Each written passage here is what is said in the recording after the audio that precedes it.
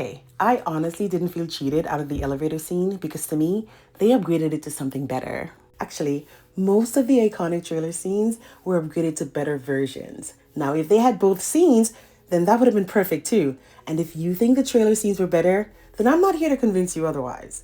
Now, in the trailer, we see Poe enter the elevator, but he's not alone. A lady is standing in blue pressing the button. Then Mars walks in and it becomes crowded. As they enter, Tame gets pushed to Poe and they are so close to each other that his hair brushes against Poe's ears.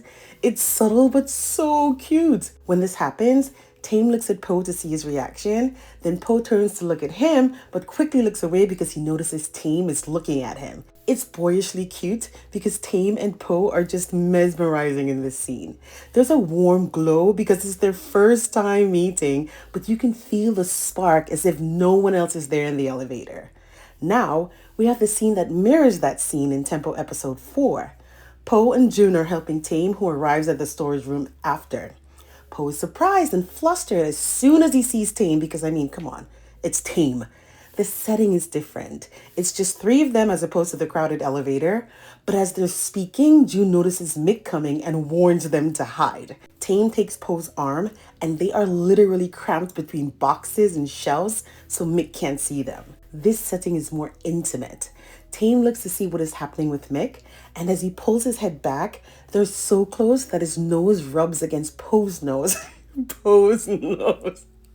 And now they're facing each other, breathing each other's air, because at this point, they are nervously trying to avoid getting caught because both Tame and Poe aren't supposed to be there. Hell, Tame wasn't even supposed to be at Wunner. If Mick had ignored June and continued going forward, the first person he would have seen would be Tame. And I think that's why he had Poe facing the other way. He was basically protecting him. Now it's so intense and you see them swallow as they try to control their breathing. They are still staring intensely at each other.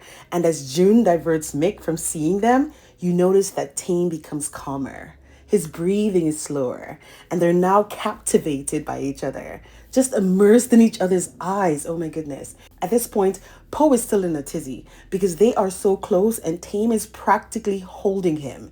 We didn't even know what to expect.